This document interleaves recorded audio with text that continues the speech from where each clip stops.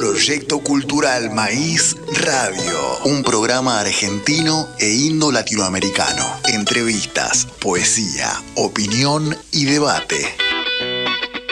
El programa del movimiento social y político Proyecto Cultural Maíz. Martes de 21 a 23. Un programa que cuenta con vos.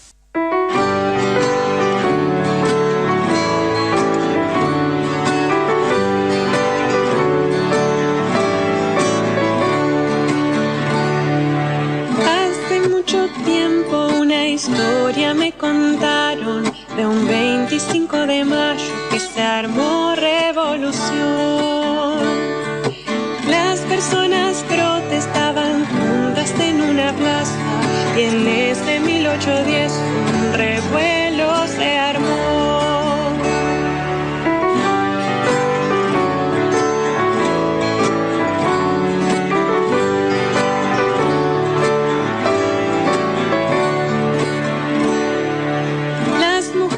Los muchachos, todos frente al cabildo, esperaban ansiosos el grito de libertad. Parece que tanta queja dio sus resultados y muy fuerte esa tarde el grito se dejó escuchar. Y hoy, después de tanto tiempo, te quiero invitar a que vos y yo hagamos una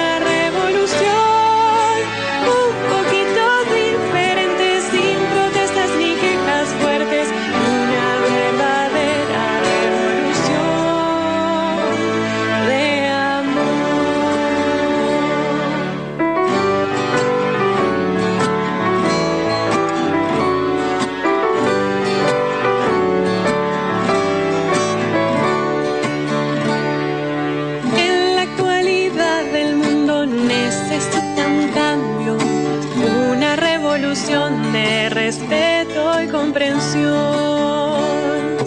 donde en vez de criticarnos demos un abrazo y se rompan barreras con cariño y mucho amor.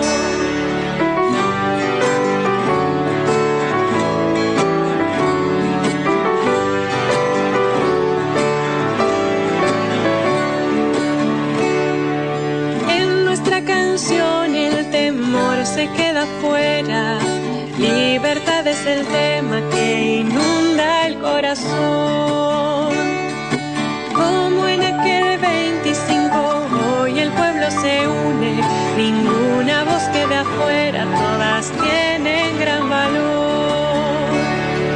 Y hoy, después de tanto tiempo, te quiero invitar a que vos y yo hagamos una revolución, un poquito diferente, sin protestas ni quejas fuertes, una verdadera revolución de amor.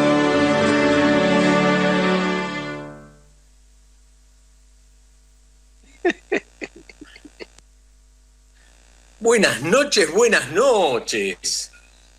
¿Cómo están ustedes? Susi Santiago, Roberto Paiva. ¿Cómo están esta noche? Muy Con bien, internet. esperándote.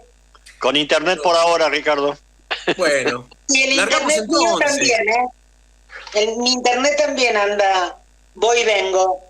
Pero, bueno, vamos a darle entonces a todos la bienvenida a este espacio, el ritual que repetimos todos los martes a las 21 por Radio Rebelde, que se replica en varios medios compañeros. Los miércoles de 14 a 16 por radiopopul.ar en el espacio de Pelusa, los viernes a las 14 por radiotv.ar La Reconquista, por FM 100.1 Radio Vox Populi Bariloche, que nos repite los viernes de 20 a 22 horas, Daniel Toselli de Radio Libre, FM de Trenquelauquen, que también nos repite. Enormes gracias a todos ellos. Saludamos al compañero Gustavo de FM Ágora de Mendoza, a Marcelo Colágero y a Freddy Susaño de La Voz de Radio Hada por FM 102.5. Somos Pensamiento Crítico y Memoria, un programa del Proyecto Cultural Maíz con la orgullosa, humilde, ¿quién puede decirlo, no?, pretensión de alimentar la conciencia de los pueblos. Un proyecto colectivo que producimos Zulma Gómez, Susi Santiago, Roberto Paiva, Silvio Benítez y Ricardo Con.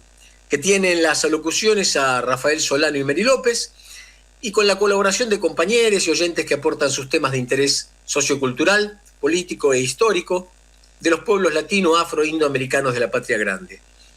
Tenemos a Susi Santiago, quien ya saludó desde Rosario, a Zulma Valentina Gómez desde el nodo bonaerense, donde se come rico, barato y sano, a Roberto Paiva. ¿Estás en la paternal, Roberto? Todavía sí. Todavía sí. Y yo, que en este caso salgo desde Córdoba, desde Villa General Belgrano. Y todo esto gracias a la magia y al profesionalismo de nuestra operadora técnica, Dayana Itatí Álvarez. Para comunicarse con nuestro programa, llamar o whatsappear al 11-2690-8496. Y vamos con la cortina. Dayana, por favor. Y ahora el pueblo que se alza en la lucha, con voz de gigante, gritando adelante. El pueblo unido jamás será vencido. El pueblo unido jamás será vencido. La patria está forjando la unidad. De norte a sur se movilizará. Desde el salar hacia el que mineral, al bosque austral. Unidos en la lucha y el trabajo irán. La patria cubrirá su paso ya, anuncia el porvenir.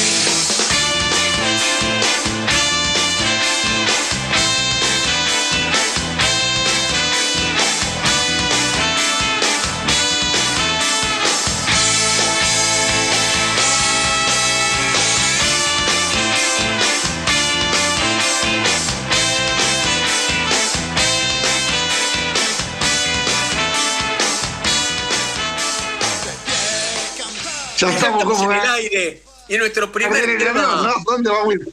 es el tema del sur, el tema mapuche, el tema del laufer. Me encantó tu ingreso, Eduardo Soares, el abogado, el negro Soares. ¿Cómo es? Tirando para no vender la escopeta, dijo el negro Soares. Es muy bueno. Para no vender la escopeta estamos. Un gusto. Un gusto. Un gusto con todos ustedes, un saludo grande a la audiencia, al equipo, reconocido por el esfuerzo que hacen siempre en llevar las voces a la gente, así que un gusto, realmente un gusto. Los saludo a todos. Realmente es un orgullo para nosotros ponerte en el aire. Los temas que ustedes traen son muy importantes y la labor que ustedes cumplen es muy importante.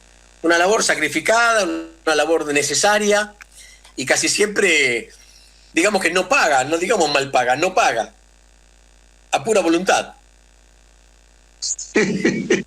Es así, es así. Sí, hay que pasar la gorra a veces. Claro. Doctor, esta semana yo leí algunas noticias muy preocupantes respecto de la situación judicial en el sur, pero yo te pediría que antes de contarnos las novedades, y como dicen en el ambiente artístico, como el público se renueva, contanos un poquito el origen de todo el tema judicial que nos ocupa.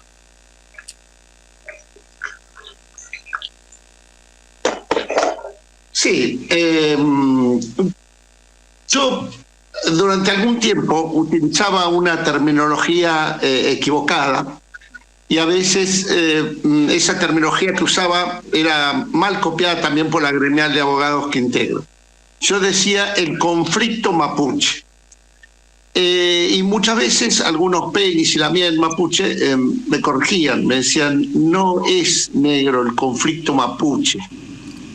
Yo al principio medio me enojaba con eso, digo, ¿esto por qué me tienen que enmendar la plana? Es un conflicto de ellos, pero efectivamente, para que entienda la audiencia, lo que ha habido en la Patagonia y lo que hay en el noroeste, porque nosotros tenemos mucha presencia también con la etnia com, mihuichi, cuya situación no es menos desfavorable ni menos dramática, ni corre menos sangre. En todo caso se conocerá menos por ahí. Lo que ha habido en la Patagonia, compañeros y audiencia, ha sido efectivamente una gran penetración, una gran usurpación, una iniciativa muy grande de las grandes empresas imperialistas, de grandes empresas multinacionales, que han ido ocupando prácticamente todo el territorio de la Patagonia. Empresas como Roemer, como los Emiratos Árabes, los cataríes, más cercano en el tiempo, Benetton, Lewis, en fin. que han ido ocupando la Patagonia, apropiándose de tierras por precios viles, expulsando en algunos casos a las comunidades mapuche, en otros casos expulsándolos por vías indirectas. Entonces, esa penetración imperialista, esa penetración de grandes monopolios que en muchos casos responden específicamente a intereses del imperialismo y del imperialismo norteamericano. Imagínense los cataríes, los Emiratos Árabes. Pero también para que tenga una idea la audiencia, en el conflicto, por ejemplo, de Huincul, que es el más conocido, porque ahí murió Rafita Nahuel, hirieron de bala a un par de peñas más, es el conflicto más conocido, estamos discutiendo entre 10 y 12 hectáreas de tierras. Nada. O sea, si uno se para de espalda al lago Mascardi en la ruta, nada. Un jardín, prácticamente. Para la extensión enorme que tiene la Patagonia. Por discutir ese jardín de muertos. No, pero además comparado con lo que tiene Lewis, con lo que tiene Reimers. Estamos hablando de miles y miles de hectáreas, comparado con lo que tiene los cataríes en ese lugar, los israelíes. Entonces, estamos hablando de...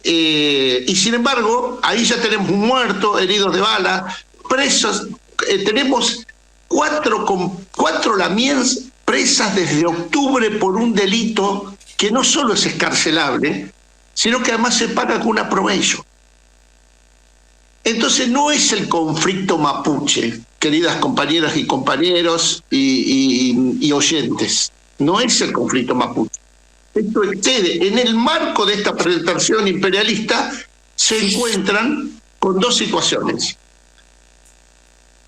Se encuentran con comunidades existentes que resisten y se encuentran justo con un proceso que en otros lugares estaba más avanzado, pero que acá venía un poco más retrasado porque efectivamente la penetración de la burguesía y las oligarquías hacia fines del siglo XVIII en esos lugares fue a sangre y fuego. Es decir, ahí no anduvieron con medias tintas los ejércitos de Roca.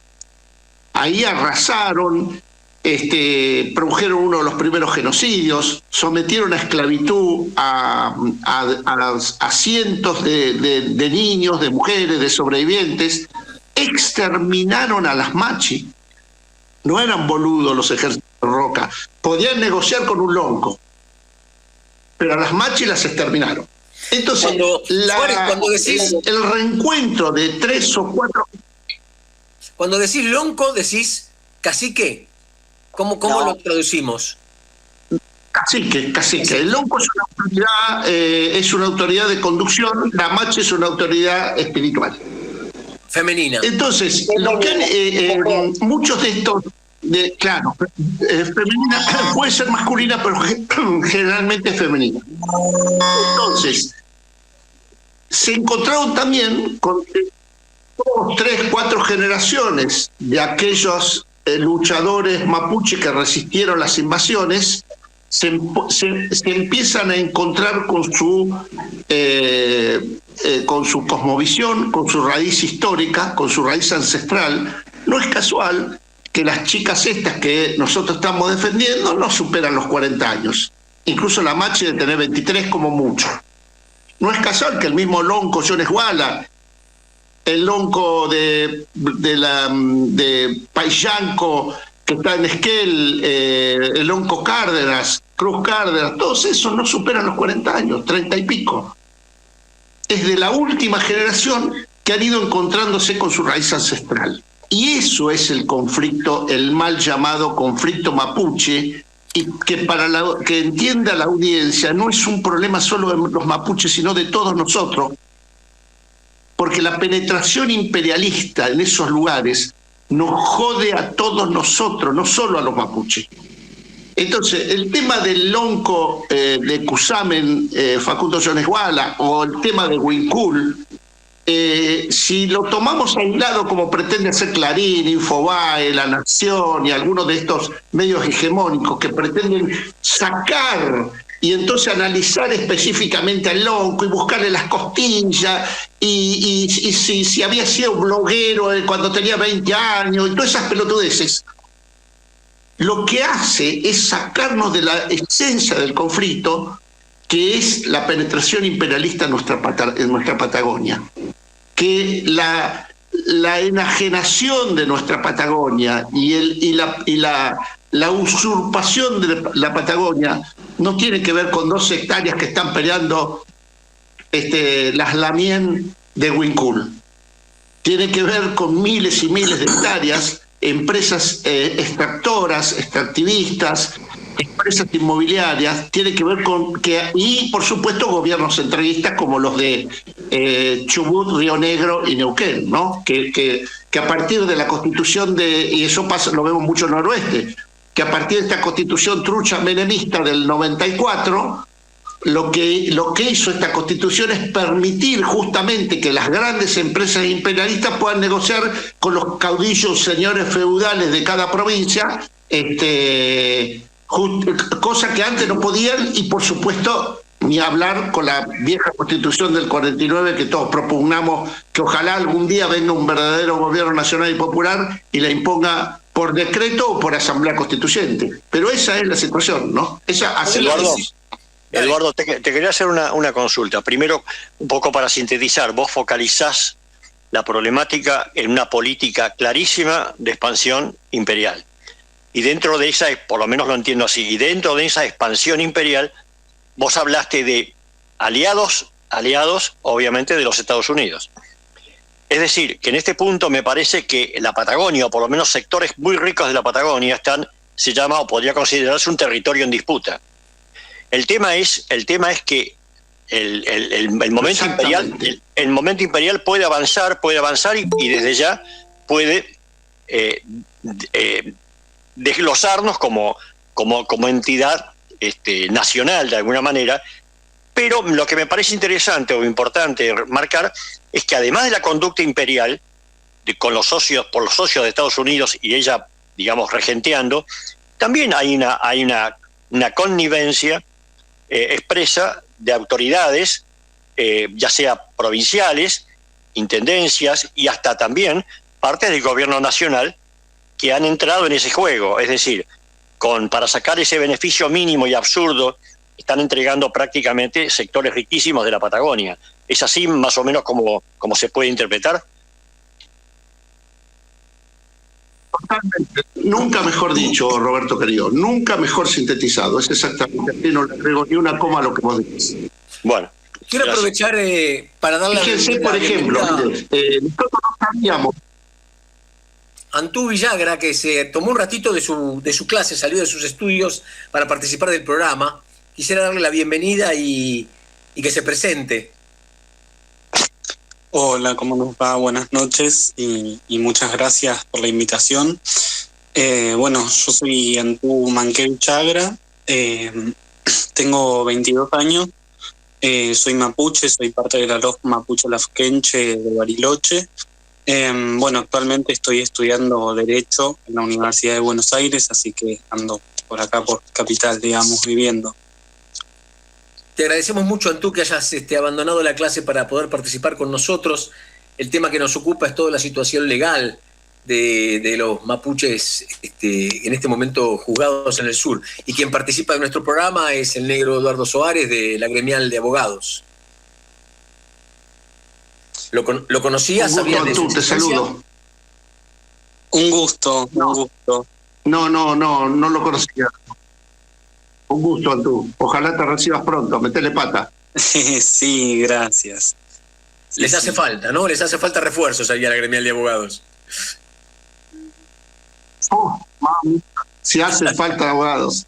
Miren, les cuento que tiene que ver con esto que decía Roberto, ¿no? Nosotros nos hemos encontrado en algunos casos de defensa de comunidades mapuche con situaciones que no teníamos ni idea. Fíjense ustedes, por ejemplo, hubo una ley del gobierno de Onganía que impulsaba la constitución de municipalidades. En el caso de Neuquén, por ejemplo, el gobierno, ¿qué hacía? Me hacía acordar mucho a lo que hacían el Estado de Israel con los palestinos. ¿Qué hacían? Mandaban lo que se llamaba colonos. ¿Recuerdan ustedes? Los famosos colonos que iban enfierrados terrible, en realidad eran fuerzas paramilitares que se instalaban en un lugar y después pedían autonomía. Entonces decían, este territorio ahora es israelí, cuando era palestino. Algo parecido, podemos salvando las distancias, con Malvinas. Entonces, ¿qué hacían qué hicieron durante mucho tiempo? Y nosotros ahora lo vemos porque hubo lugares donde los loncos de esos lugares tenían tierras cedidas incluso hasta por parte del ejército argentino en algún momento, como puede ser Villa Pegüeña, que yo me imagino que los ejércitos exterminadores de Roca, cuando llegaron a ese lugar, habrán dicho, que acá no hay ninguna riqueza, arreglemos con los loncos y le damos algún tipo de permiso de presencia ahí. Ahora, fíjense, a partir de alguno de estas leyes, 5 casas, 10 casas, les piden a los gobiernos provinciales ser municipios. Los gobiernos provinciales aceptan, pero además no solo aceptan, sino le dan el derecho de prescripción. Es decir, le dicen, bueno, está bien, ustedes son municipios, pero además les permitimos 100 hectáreas para allá, 100 hectáreas para allá para prescribir. Entonces, pero esas 100 hectáreas entran en territorio mapuche. Es decir, ocupan territorios ancestrales que estaban, pero no es que estaban despoblados, sino que estaban densamente poblados por comunidades mapuches que ejercían su derecho, que tenían sus abuelos y sus bisabuelos y sus tatarabuelos enterrados en esos lugares. Y entonces de pronto el Estado dice, estos territorios nosotros los prescribimos. Eso, por ejemplo, nos pasa con varias comunidades, como con la comunidad Puel, con el del Lonco Puel, en Villa Pegüeña, por ejemplo, para darles un ejemplo. Ahora, después, ¿el problema cuál es? Que claro, se constituyen los municipios, se extienden, les arrebatan tierras a las comunidades mapuche, pero además después negocian con empresas extractivistas, con empresas inmobiliarias, con empresas que depredan los bosques, los terrenos, como nos pasa, por ejemplo, en Villa Langostura, con el clan Ginóbili, del basquetbolista Ginóbili, que venimos teniendo ahí una pelea durísima, cuando los tipos ocupan mano militar y prácticamente terrenos. Entonces, pero por eso les decía, y me pareció muy bien la acotación y la síntesis que hizo Roberto, porque efectivamente el trasfondo no es solo la pelea con una comunidad mapuche. El trasfondo es que estamos por perder gran parte de nuestro territorio y nuestras riquezas como consecuencia del dominio y la penetración imperialista. Ese es el problema principal. No es casual entonces, Eduardo, entonces no es casual que se sintetice todo en un enemigo que incluso hasta se llega a decir que no es originario de la Argentina, ¿no? Para justificar de alguna forma el despojo y de alguna manera ese tipo de políticas tan perversas, ¿no? Pero además, lo que se me ocurre, Eduardo, que por algo te estaban diciendo, nos decían a todos en realidad, a toda la comunidad, que no confundamos los términos, porque en realidad no es un problema exclusivamente mapuche, para nada, es un problema nacional o provincial. Y ahí queda clarísimo entonces la falta de una política buena. Exacto. Sí. Sí, se me ocurre que además, al ocupar la tierra... No es casual el discurso, por ejemplo, de Patricia Bullrich, de Pichetto. Claro. El discurso de Pichetto, por ejemplo, reivindicando a Roca, pero sobre todo el discurso de Pichetto, de López Murphy, que por supuesto ya nos cargaron de denuncias a nosotros también, tiene que ver con eso, es decir, sacar el eje, correr el eje, y el eje entonces son los mapuches que no son argentinos y que quieren secesionar un territorio. Ahora, fíjense ustedes, acusan de secesión a la Huincul por 10 o 12 hectáreas. Imagínense, no se puede creer. Y entonces, ahora sí, desde el punto de vista jurídico, Roberto, Ricardo, compañeros, sobre todo Antú, vos que estás estudiando Derecho, ¿qué es lo que hacen? todas estas barbaridades que nos están haciendo con el Lonco Facundo, con las Lamien y los Peñis de Huincul y con montones de causas que hemos tenido, atrocidades de todo tipo, violación de todas las garantías procesales, constitucionales, tiene que ver con algo que nosotros llamamos, y que es funcional a esta política que ustedes están bien sintetizando, que se llama derecho penal del enemigo. Tanto la Gremial de Abogados de Argentina como otras organizaciones hermanas, espejos nuestros en otros lugares de nuestra América, hemos definido esa caracterización. Derecho penal del enemigo es establecer un enemigo determinado, que puede ser el terrorista mapuche, puede ser el negrito pobre de un barrio pobre, el pibe pobre de un barrio pobre, ese es un enemigo, ¿no? Entonces, puede ser en algunos lugares un enemigo religioso, un enemigo con opciones sexuales determinadas, puede ser un enemigo político, definir un enemigo. Y entonces se establece un derecho penal como un traje a medida para ese enemigo que yo fijo. Entonces, si mi enemigo es el terrorista mapuche, yo no le voy a aplicar las garantías constitucionales, ni los resguardos procesales del derecho penal. No se lo voy a aplicar, porque es un enemigo, y al enemigo no le aplico ninguna de estas garantías, que es lo que están haciendo. Como dice la frase, al enemigo... Básicamente la derecha es lo que propugna... La frase dice, al enemigo ni justicia. Digo... más o menos, pero en este caso, además, estamos hablando de un enemigo ficticio. Claro, inventado. Es decir, el chico pobre de un barrio pobre, las familias que pueden haber ocupado Guernica, que nosotros defendimos, 3.000 y pico de familias que las sacaron con una represión terrible, tiene que ver con eso, son un enemigo.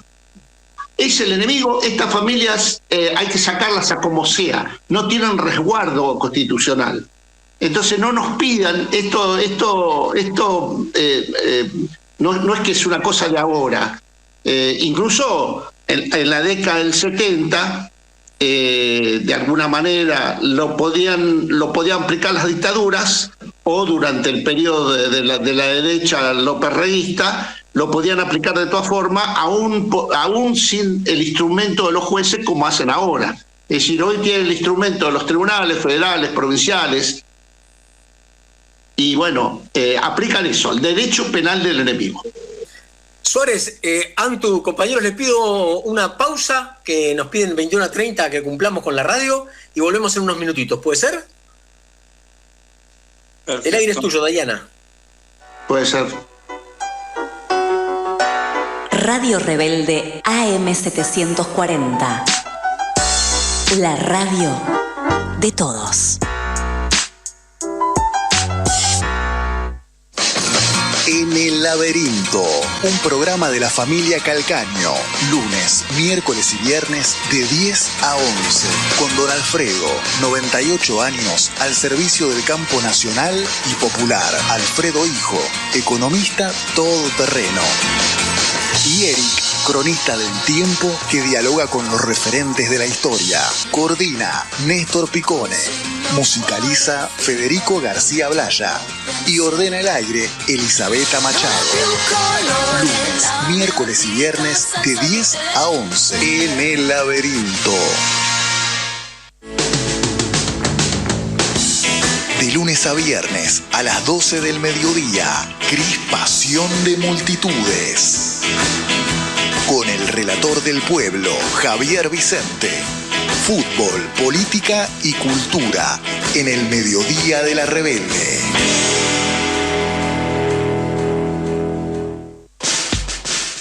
A redoblar, todos los lunes de 22 a 24. El programa de la agrupación Populismo K. Idea y conducción, Santiago Ali Brujú. Producción general, Aniceto Irigoyen y Santiago Ali Brujú. A redoblar, a redoblar, a redoblar, a redoblar, muchachos, esta noche. A redoblar, todos los lunes de 22 a 24.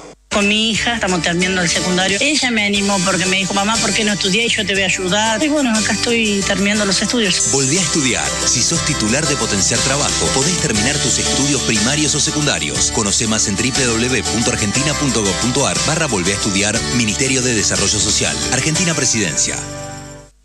Radio Rebelde en Instagram. Nos buscás como Radio Rebelde 740 y conectás con toda nuestra programación. Ahora también en Instagram. Los cantores sentimos vergüenza de aquella gente que ha estudiado, que se ha preparado tanto y que tiene tanta fuerza y tiene miedo de un cantor con una guitarrita. Nos da vergüenza tener compatriotas de Salaya. Los cantores solo escribimos canciones, denunciamos, testimoniamos lo que nos duele, cantamos al amor, al paisaje, al vino, al camino, pero también al dolor del hombre y al atropello, a la injusticia de que detengan un hombre como Agustín Tosco por haber defendido el pan, el salario de los trabajadores.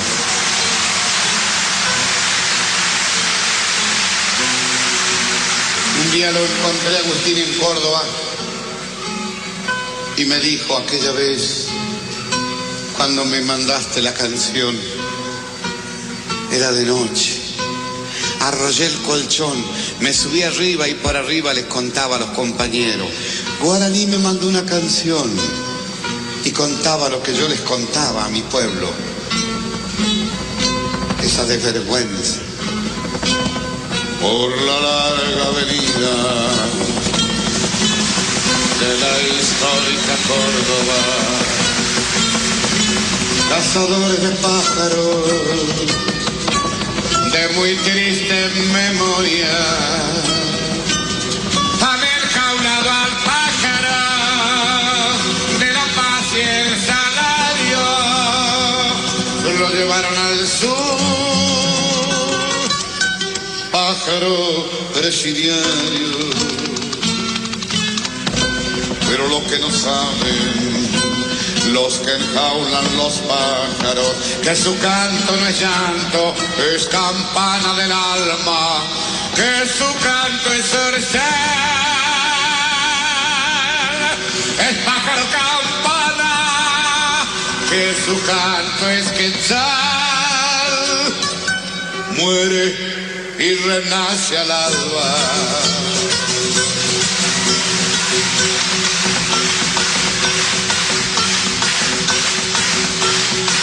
Qué tristeza tendrán los que enjaulan los pájaros, qué amargura tendrán para enjaular el canto. Quizás odien sus hijos, quizás no tengan padre, quizás odien las flores y el perfume del aire.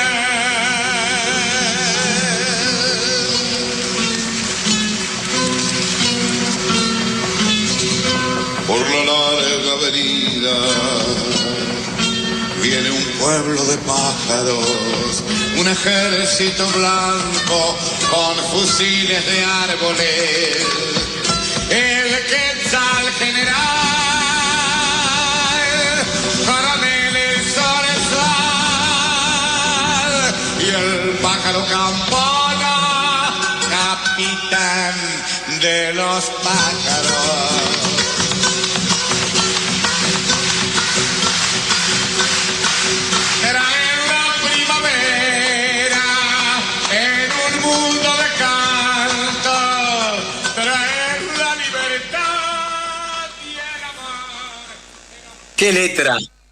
Qué letra que maravillosa, ¿no? Y me quedo pensando en esto que decía Guaraní, en esta letra, ¿no?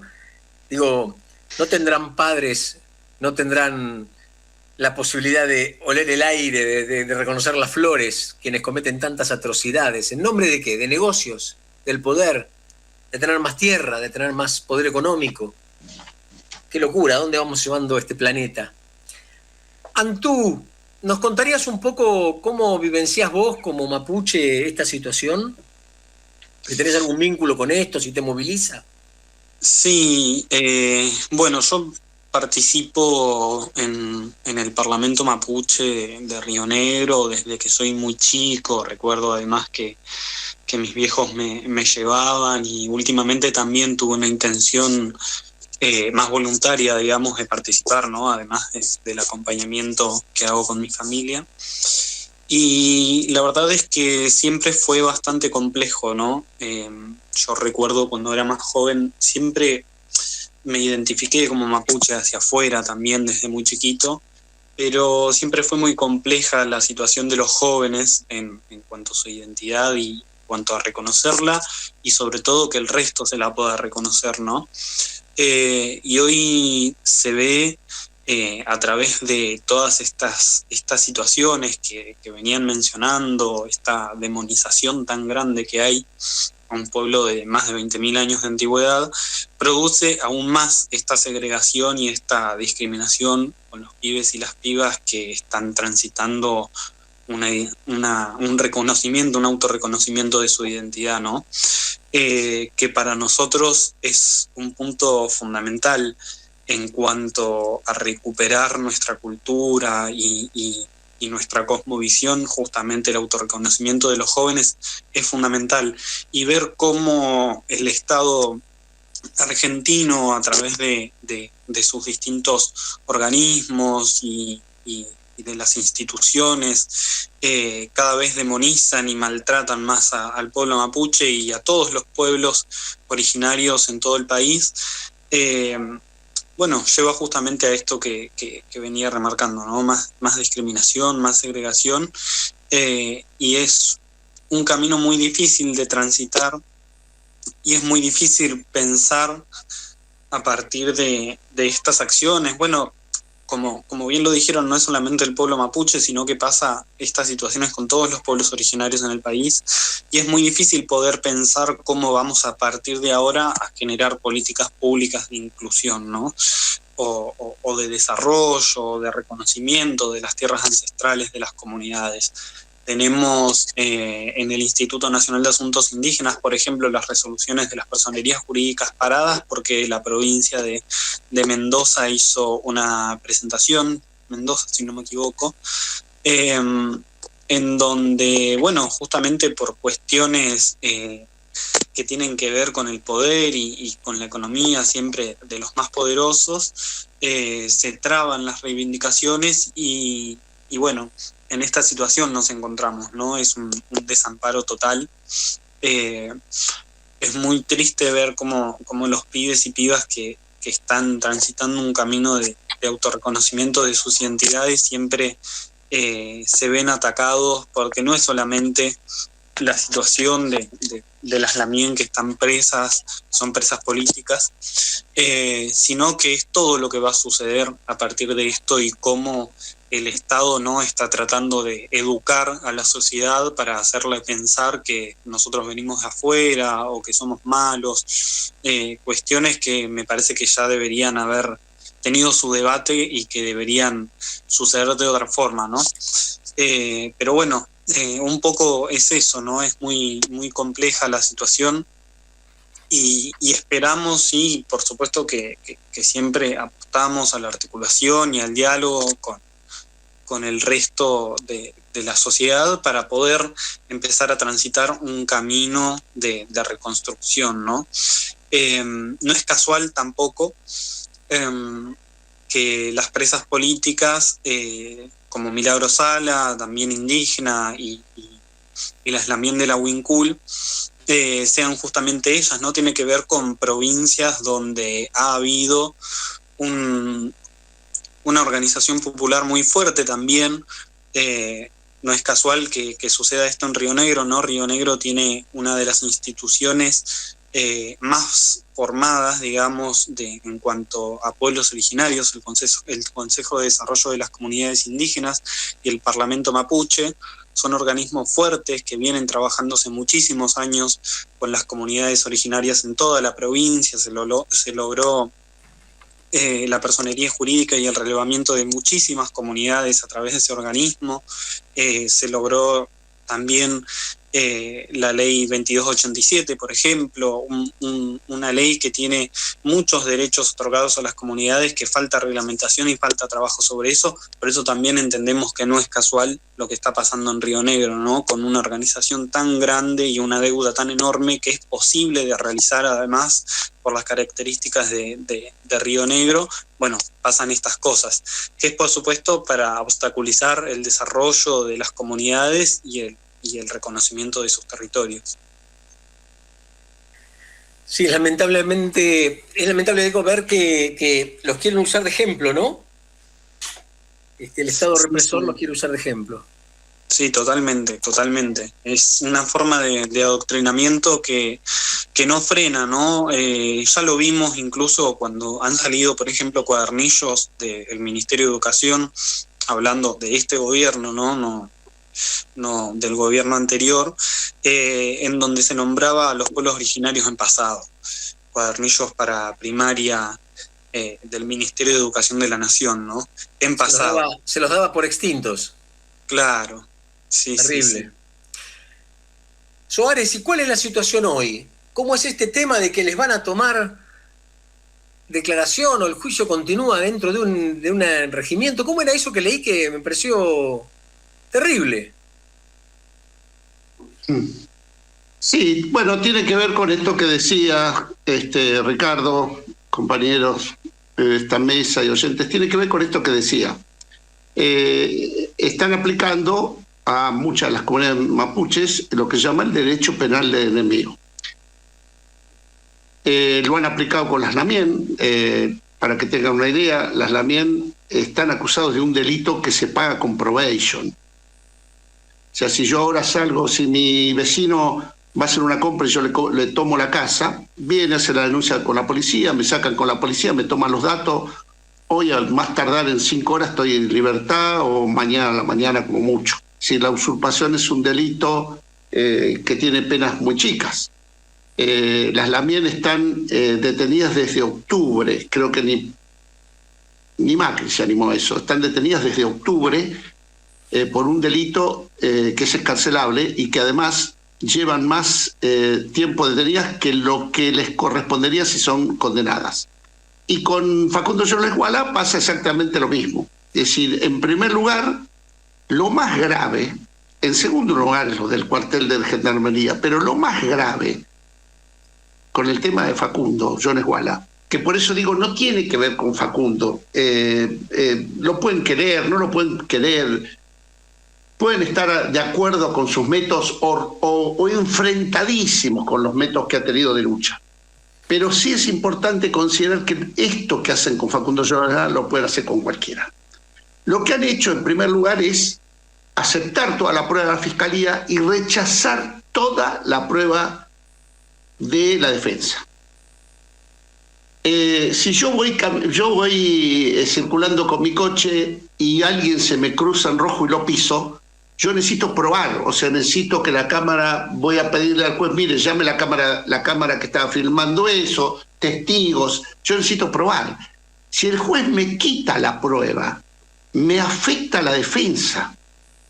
O sea, lo peor que puede hacer un tribunal es quitarle la prueba a las partes. Lo que hizo el juez Villanueva, que es el mismo que ordenó la muerte de Rafita Nahuel, es el mismo que tiene la causa mapuche, es decir, toda la prueba de la Fiscalía va, toda la prueba de la defensa no va.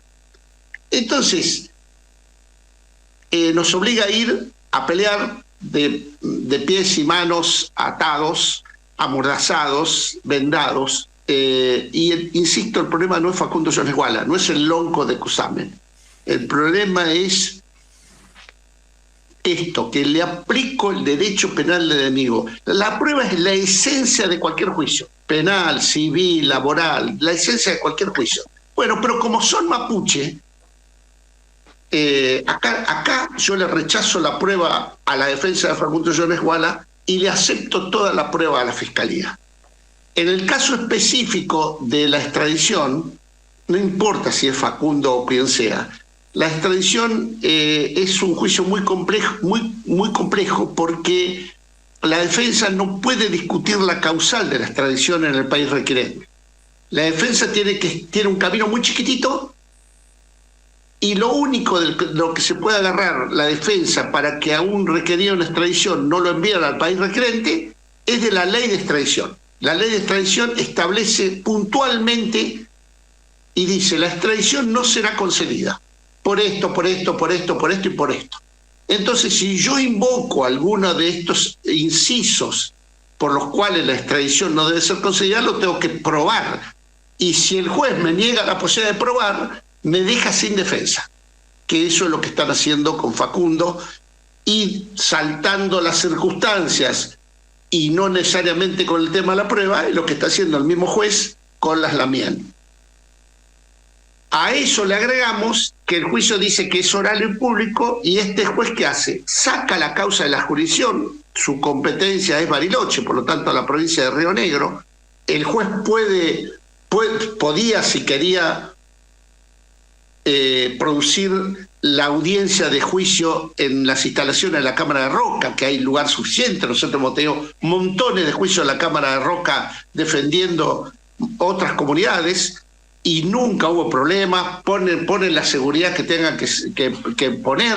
Ahora, llevar esto a otra provincia como Chubut, a un cuartel de gendarmería, donde además nosotros tenemos que ir sin prueba y encima en el medio de una fuerza armada, ¿no? Es decir, el código dice oral y público. El juez tiene que garantizar la oralidad, pero además tiene que garantizar también la publicidad, que puedan estar ustedes, los periodistas, que pueda estar la prensa, que pueda, con las medidas de seguridad que disponga. Bueno, no lo hace. Entonces, insisto, la cuestión no es Facundo. La cuestión ni siquiera, yo diría que la cuestión ni siquiera es las comunidades mapuche. Es esta presencia, esta penetración imperialista que son los verdaderos dominantes de lo que está pasando en la Patagonia y los que dirigen la justicia. La justicia federal, básicamente, desde un secretario de un juzgado federal hasta el presidente de la Corte Suprema de Justicia, responden a estos intereses. Y por eso hacen esto con las comunidades mapuche. Eduardo, entonces, y Antú, no sé, interpretando un poco, es un problema que evidentemente no radica en la comunidad, sino este tipo de estrategias que se están dando, donde a su vez en paralelo se da la rotura de la identidad. La rotura de la identidad, mejor dicho, la búsqueda de la rotura de una identidad. Pero no por parte de la comunidad mapuche, que seguramente la sigue ejerciendo y con todos sus derechos, pero que esos derechos están afectados justamente por esta forma perversa que tienen de entender, al quitar la defensa, le están quitando la posibilidad de expresarse como ciudadanos de un país. Entonces, al quitarle eso realmente, no le dejan demasiadas alternativas. Y además, lo que quería preguntarte era, Eduardo, y Antú, cualquiera de los dos, hay un funcionario, un muchacho joven, un hombre joven, que ha tomado un cargo importante en Río Negro, en la INAI, que se llama Alejandro Marmoni. Y no tuve más contacto con él, y él aparentemente estaba con interés por dar batalla con este tipo de políticas y empezar a pensar de qué manera podía, no ayudarse, sino ayudarnos, porque ya es una cosa que no tiene que ver solamente con ellos. No sé si lo conocen y si tienen alguna referencia de él para saber en qué estado está toda su gestión, que es muy corta todavía, en el cargo que le han ofrecido, que le habían ofrecido, no que todavía tiene, creo. ¿Saben algo? ¿Lo conocen? Y lo que él decía, termino la... Roberto, yo lo oí nombrar. Sí. Sí, yo lo oí nombrar. Nosotros tuvimos muy buena relación con el AI, la gremial de abogados con el AI durante el tiempo de Magdalena Odarda. Ella se fue. De la misma manera que tuvimos una muy buena relación con la ministra. Claro, la sacaron de la misma manera que tuvimos muy buena relación con la ministra Sabina Federic. Ella propuso muchas veces mesas de diálogo, la han boicoteado, le han hecho juicios, le han hecho denuncias de todo tipo, de adentro y afuera. También sufrió fuego amigo, digamos, ¿no? Yo recuerdo sus disputas con otros funcionarios porque decían que va a conducir a las fuerzas federales, si es mujer, si es hippie, si es antropóloga, tiene que poner un militar ahí, qué sé yo. Recuerdo, la mataban. tanto con Magdalena Odarda como Leninaí, como con Sabina Federic, la verdad que la gremial de abogados les ha reconocido muchos avances que han hecho en las comunidades, ha trabajado muchísimo con el CODESI, con el Parlamento Mapuche. Bueno, después vinieron los cambios que conocemos y este muchacho que vos mencionás, lo oí mencionar también, y varios me han dicho lo mismo que vos, en el sentido que le está poniendo onda al tema. Ahora, es tan grande el poder con el que nos estamos enfrentando, tiene tanta magnitud, que vos fijate hasta qué punto, Roberto y audiencia, vienen boicoteando todas las mesas de diálogo desde el 10 de febrero hasta hoy. Claro. Desde el 10 de febrero hasta hoy se han fijado como 5 o 6 fechas y se han levantado, porque el poder es muy grandísimo y además el poder está muy concentrado, el poder de las grandes multinacionales y sobre todo el poder de las grandes empresas inmobiliarias está muy concentrado en una institución estatal que se llama Parques Nacionales. Parques Nacionales es la punta de lanza del enfrentamiento a las comunidades mapuche. Así viene siendo desde el principio. Claro, y ¿sabés qué lo último que él nos recomendaba, nos decía que una de las posibilidades y alternativas, mejor dicho, casi una urgencia, era el relevamiento topográfico de toda la región. Y sobre todo significa no solamente la tierra, sino también la población. O sea que eso puede ser también una cosa viable que pudiera ayudar de alguna manera a este terrible conflicto nacional. Sí, por supuesto.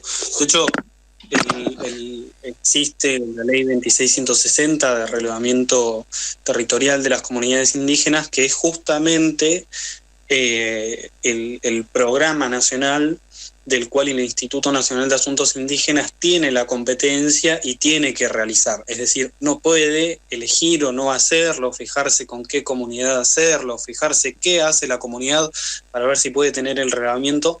El relevamiento se tiene que dar en cada comunidad, el instituto es quien lo tiene que realizar, y lo comenté cuando intervine antes también, que hay una impugnación hacia el Instituto Nacional de Asuntos Indígenas, hacia las resoluciones que ha sacado el instituto, que lo que está haciendo actualmente es obstaculizar justamente que salgan las firmas de las resoluciones de las personerías jurídicas y los relevamientos de las comunidades. Eso es importantísimo porque el relevamiento lo que da es un análisis integral de la situación de las comunidades, ¿no? Por supuesto que tiene que ver con la ocupación actual, tradicional y pública de las comunidades en sus territorios, y es lo que determina la limitación de cada uno de sus territorios con la participación principalmente de las comunidades y, bueno, la sociedad que digamos, hay una discusión también que se estuvo dando últimamente que tiene que ver con el tema de los relevamientos en cuanto, bueno, la ley no se prorrogó en el Congreso porque la oposición quería una modificación de los artículos y luego salió por decreto, y la modificación implica la participación de los municipios, las universidades, las provincias en el proceso del relevamiento territorial de las comunidades. El proceso de relevamiento territorial siempre se conformó con un equipo técnico operativo interdisciplinario, en donde además de la participación de las comunidades hay profesionales que dan cuenta de todo el trabajo que se hace en el relevamiento para las comunidades. Es decir, nunca no hubo participación, nunca el Estado Nacional puede, digamos, tomar una decisión solo en un ámbito que es competencia concurrente con las provincias, y eso siempre sucedió, digamos, siempre se dio ese trabajo con las provincias. Lo que pasa es que como ahora se está, digamos, dando este discurso del enemigo interno, ahora parece que necesitan participación los municipios, las universidades y la sociedad en general, pero eso siempre existió y siempre estuvo. Pero bueno, es una de las pujas también, ¿no?, que se estuvo dando en el último tiempo. Bien. ¿Qué temita? ¿Cuánto conflicto y en todo metido la justicia, ¿no? Como el task force de la situación. Qué notable. Qué difícil salir de ese laberinto. Sí, yo recuperaba esas cantidades de figuras que aparecen de construcción del enemigo interno y externo, porque en su momento hubo un enemigo externo, ¿no? Derivado, por ejemplo, de los Estados Unidos, de los japoneses, los alemanes, los nazis, todo junto, era para ellos todo, el enemigo externo. Y más allá de que en ese momento pudiera hacerlo, cobraba una fuerza tremenda en el imaginario y en el imaginario público, ¿no? Bien construido por medios de alguna manera de información. Pero ahora está, desde hace mucho tiempo ya establecido y instalado el tema del enemigo interno, que también no es ninguna novedad, pero está instalado en este tipo de despojo que hacen las multinacionales, las formas, digamos, los coletazos finales de la forma imperial que tiene, digamos, se deposita en este tipo de territorios y se construye una división enorme hacia adentro, una enorme división. Yo recuerdo hace mucho tiempo hubo unas reuniones en el norte, mucho antes de fin de siglo XX, donde la gente de Buenos Aires, siempre de alguna manera haciendo gala de su condición de central, de potencia central, hablaba de las comunidades del norte, que su desarraigo, los problemas que había y que íbamos a ayudarlos y qué sé yo, y hubo un grupo de gente que terminó diciendo, miren, les agradecemos todo su esfuerzo, pero empiecen a preocuparse por ustedes. Claro. Tal cual. Bueno, claro. Van a ser las 10 y yo quiero, porque la radio nos impone ya la pausa larga, despedirme de Eduardo Suárez de la Gremial de Abogados, felicitarlo nuevamente, admirable la tarea que realizan, agradecerle a Antú. ¿Te puedo preguntar, Antú, qué edad tenés? Sí, yo tengo 22. Qué maravilla, qué lindo que los jóvenes recojan las banderas, qué lindo. Agradezco a los dos, les agradecemos muchísimo. Antú, vamos, te falta. Les agradecemos un montón la participación. Muchísimas gracias por el compromiso realmente. Antú, un ejemplo. No, gracias a ustedes. Sí, Antú. Los despedimos, les agradecemos el tiempo que nos dedicaron. Métele pata, te dice el negro Suárez. Fabuloso. Bien, y nosotros le dejamos el aire a Diana para la pausa y cambiamos de link. Abrazo enorme. Muchas gracias. Gracias por todo. Gracias. Radio Rebelde AM740.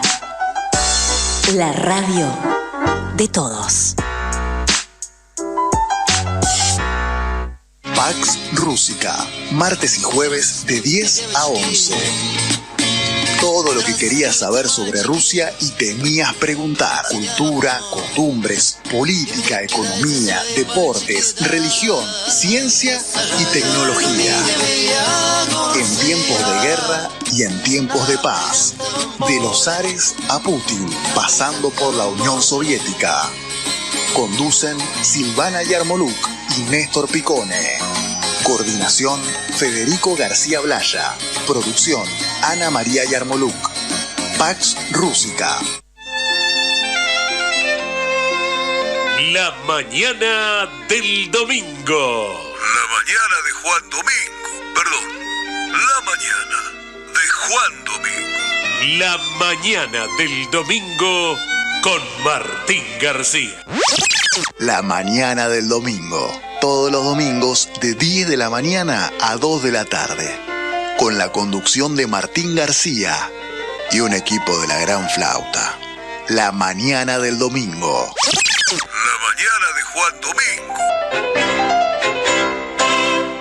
Para prevenir intoxicaciones por monóxido de carbono, coloca en tu casa rejillas de ventilación. Hacer revisar los artefactos por un gasista matriculado una vez al año y chequea que la llama de gas sea azul. Ante cualquier síntoma como debilidad, sueño, náuseas, vómitos, dolor de pecho y aceleración del pulso, llama inmediatamente al sistema de salud de tu localidad. Para más información, entra en enargas.com.ar. Argentina Presidencia. Vacuna antigripal anual 2023. Si formas parte de los grupos con condiciones de riesgo, es fundamental que recibas ahora esta vacuna para prevenir las formas graves de gripe. Infórmate más en argentina.gov.ar/vacunas. Argentina te cuida. Ministerio de Salud. Argentina Presidencia.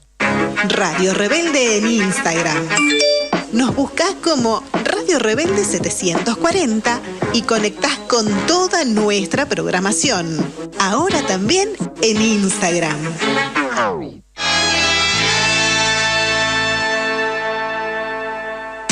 Para comunicarte con el Proyecto Cultural Maíz durante la emisión del programa, podés hacerlo llamando al 11 2690 8496. 11 2690 8496. Pero además, el resto del tiempo podrás solicitar nuestras publicaciones, charlas y seminarios comunicándote al 11 2294 6420. 11 2294 6420. Y también podés hacerlo a través de nuestros Facebook, Proyecto Cultural Maíz y Proyecto Cultural Maíz Radio. Proyecto Cultural Maíz, nacido en América como el maíz para alimentar la conciencia de nuestros pueblos. La patria vencerá.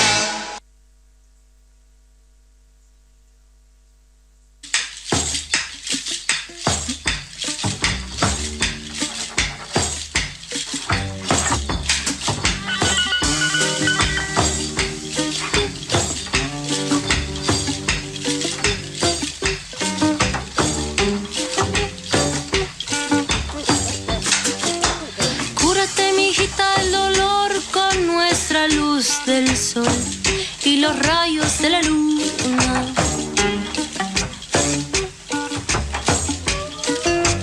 Cúrate, mijita, el dolor con el sonido del río, la cascada y la espuma. Con el vaivén del mar que va y viene, deja que te agarre. Con el vaivén del mar que va y viene, deja que te ame. Cúrate, mi niña, con las hojas de la menta y la hierba buena. Ponle amor al té, en lugar de azúcar toma y mira las estrellas.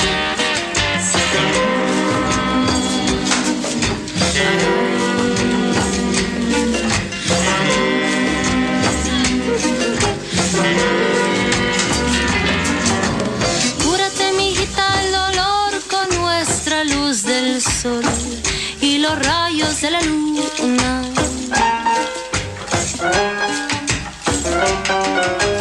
Cúrate, mijita, con los besos que te sopla el viento, los abrazos de lluvia. Con el vaivén del mar que va y viene, deja que te agarre. Con el vaivén del mar que va y viene, deja que te ame.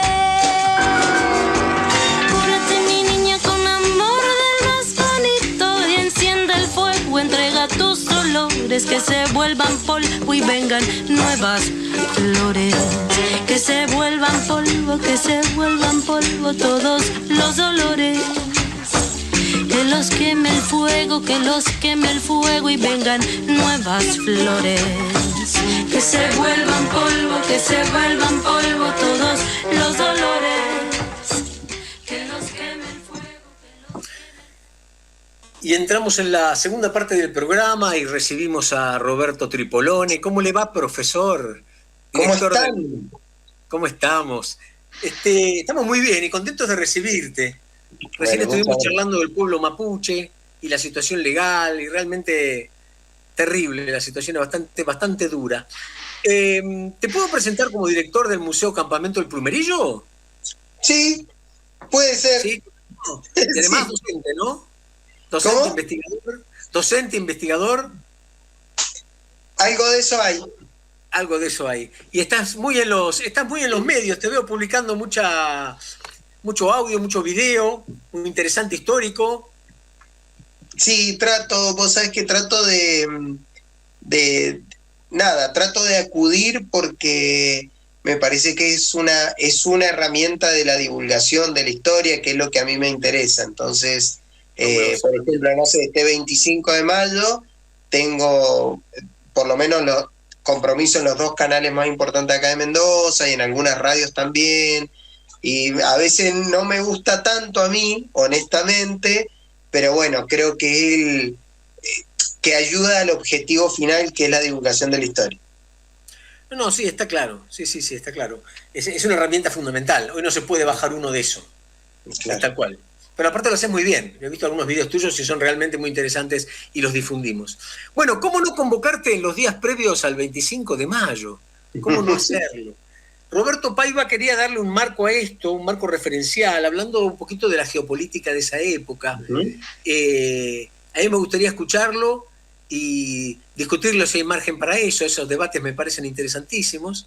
Y que vos aportes de lo tuyo y de un poquito de cómo se fue gestando este 25. Sí, antes que nada, lo que me interesa lo que dijo Roberto, que el tema es desempolvar un poco la historia y a los historiadores, ¿viste? Porque si no un poco nos quedamos encerrados o congelados dentro de los libros y demás, y es bueno divulgar este tipo de cosas que siempre están para rehacerse, para rearmarse, ¿no? Por eso cuando acá en este momento hablamos de geopolítica, por ejemplo, ¿no? Que es un término que se usa mucho, se está bien usando mucho hace un tiempo, en realidad en ese momento se llamaban relaciones internacionales. Y quizás es una cosa bastante novedosa empezar a averiguar, a indagar o a estudiar mínimamente qué cosas se estaban dando en el mundo en esa época, por ejemplo, ¿no? Es decir, un trabajo sincrónico, un trabajo de un mismo tiempo, para saber no qué pasaba en China o India porque no era atinente a nuestras problemáticas, pero sí en cambio lo era con respecto a Europa, básicamente, a países muy, muy definidos de Europa y obviamente América, ¿no? Entonces, en ese plano, digamos que lo que ocurre unos años antes, hay una fecha que para mí es clave, para mí y no, para los historiadores en general creo, que es 1808. ¿Qué estaba pasando en 1808? Hasta 1808, que es el momento en que Napoleón irrumpe en España, y bueno, se quiebran alianzas. Hasta ese momento, los aliados era como una especie de en un cuadrilátero, si buscáramos los vértices, dos vértices serían Portugal e Inglaterra aliados históricos desde el siglo XIV, eran Inglaterra y Portugal. Y el enemigo común en ese momento era España. Ya históricamente había sido en su momento, tenían amistad Inglaterra con España y mucho más Portugal todavía. Entonces Inglaterra y España eran aliados. Y la otra alianza se daba entre Francia y España. Pero ¿qué pasa? Justamente, hasta ese momento, pues habría que aclarar un montón de cosas más con respecto a la política napoleónica y demás, pero bueno, no vamos a hacer hincapié en eso. Pero ¿qué ocurre? Que cuando Francia invade España, con la idea no solo de poner en preso a Fernando VII, que era lo menos importante en realidad, lo importante era quedarse con las colonias obviamente hispanoamericanas, ¿no? La puja era esa. Ahí se quiebra la alianza porque sectores del pueblo español y con sus militares y dirigentes se enfrentaron a todo esto y se produjo un quiebre que iba a costar mucho después recuperarlo. Entonces, Inglaterra, que en ese momento era enemiga de España, como dijimos, pasa a tener una actitud diferente para con ella, porque ahí se juntan los tres de una manera contra Napoleón. Y en esta instancia, Inglaterra abandona la idea de invadir España, justamente porque ya no era su enemiga, sino que era una potencial aliada, o ya lo era prácticamente. Entonces, esto de alguna forma, en algún punto, con respecto a la intromisión inglesa, nos alivia un poco, nos deja un poco de margen, pero las alianzas estaban quebradas. Y este fenómeno, con la detención de Fernando VII, catapulta la posibilidad de una autonomía o una cierta emancipación que va a derivar después, como sabemos, en la Revolución de Mayo. Esto, digamos, para tener un contexto generalizado. Es mucho más complejo el tema porque aparecen intereses de los portugueses con el Río de la Plata y la provincia cisplatina, que era Uruguay. Hay un montón de cosas interesantísimas ahí en todo eso. Pero la Revolución de Mayo empieza a cobrar vida sin que todavía pudiera pensarse en una revolución, pero sí en un cambio estratégico y diríamos geopolítico de toda la región, tanto europea como americana. Eso como para empezar un poco. Tripolone, ¿usted coincide? Pegue, Tripolone. Sí, no, coincido con lo que dice Robert. A mí, digamos, estos son los contextos, ¿no? que que es como, para explicarlo de otra manera, yo cuando analizo, por ejemplo, la Revolución de Mayo, me voy bastante más atrás en la gestación de la revolución. ¿Bien? ¿Qué es bastante más atrás? De verdad, mucho más atrás. Digo, lo que plantea Robert, que tiene toda la razón, digamos, lo que se da en 1808, esa ruptura que se da en Europa, va a ser un desencadenante que apura el proceso revolucionario. Digamos, nosotros cuando pensamos en revolución, generalmente, en un inconsciente colectivo, parece un movimiento espontáneo, rápido, ¿no? Pero ese movimiento que rara vez ha sido espontáneo, pero muchas veces sí son veloces, pero esa es la gota que rebalsa el vaso, digamos, ¿no? Cuando nosotros hablamos de historia, nosotros hablamos de procesos históricos estructurales y de la coyuntura, que generalmente cuando aprendemos historia, lo que aprendemos es la coyuntura, ¿no? No el proceso estructural.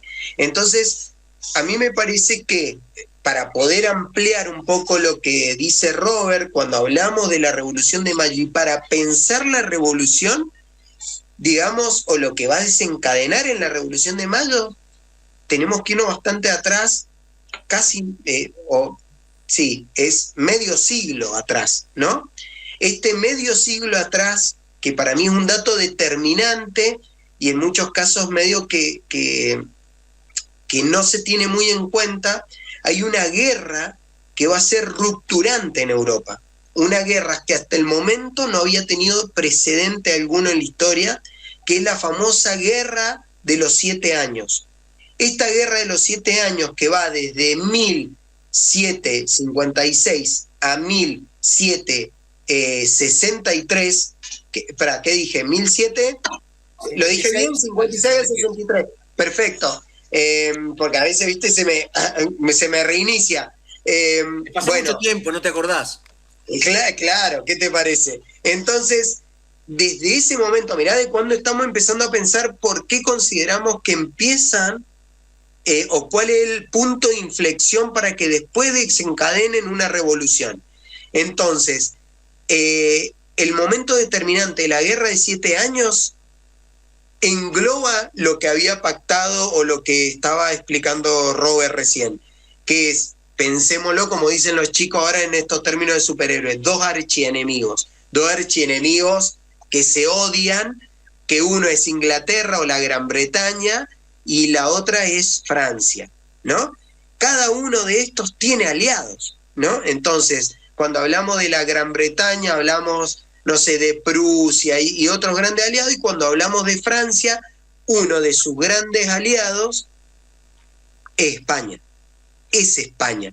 Por eso lo que explicó muchos años que va a suceder después es rupturante, porque Napoleón invade a un aliado, ¿no? Pero para poder entender esto un poco más profundamente, cuando nosotros decimos, estuvo la Guerra de los 7 años, que se enfrentó, no voy a explicar toda la Guerra de los 7 años porque si no es como muy pesada, pero digo, se enfrentaron estas dos potencias, dos archienemigos, Gran Bretaña y Francia. Atento con estos dos, porque para estos dos, este punto va a ser de inflexión para lo que va a pasar 50 años después. Porque tanto Gran Bretaña, que si bien es la gran ganadora de la guerra, y Francia, la gran perdedora, sabemos que en las guerras el gran perdedor lo sufre porque hay que pagarle al ganador. Sin embargo, para la Gran Bretaña también había tenido una pérdida económica gigante, ¿no? Porque fue una guerra enorme. ¿Qué va a suceder? Cuando Francia pierde la guerra, desde ahí empieza una crisis económica, ¿no? Que va a desencadenar con otros aspectos más, que recordemos que nunca los aspectos en ciencias sociales son monocausal, se dan por múltiples causas, ¿no? Pero una de las enormes causas que se arrastra desde ese momento es la crisis económica. Esa crisis económica termina con los movimientos de la Revolución Francesa y la toma de la Bastilla, ni más ni menos. Un cambio de inflexión para después toda Europa, ¿no? Que ahí aparece después Napoleón, porque rompe con la estructura conocida del mundo de los reyes, ¿no? Entonces, ahí ya estamos hablando de esto. Guerra de los 7 años, desencadenante de la gran derrotada va a ser la Revolución Francesa. De España, que es otra de las grandes derrotadas, como se quedan sin un mango y hay que recaudar, comienza lo que conocemos como las reformas borbónicas. Y estas reformas borbónicas, que es la intención de empezar a recaudar, acotar, controlar principalmente las colonias americanas, genera un gran deterioro en la relación entre criollos y españoles, ¿no? Lo que va a hacer que estos criollos que antes tenían lugares de comodidad, de administración, de riqueza, de convenios comerciales, ya no lo tienen más. Empiezan a ser auditados. Absolutamente, y empiezan a ser corridos. Digamos, ¿por qué no podía estar en un puesto del cabildo? Porque no era español. Solamente por eso, entonces empiezan a mandar españoles a las colonias. Esto genera un malestar gigante. Esto es lo que empieza porque recordemos que las revoluciones, por lo menos esta revolución en particular, la que estamos hablando, no es una revolución popular. Y ahora vamos a llegar a esa crítica, ¿no? No es una revolución del pueblo. El 25 de mayo no es el pueblo el que está gritando en la calle. Está gritando, sí.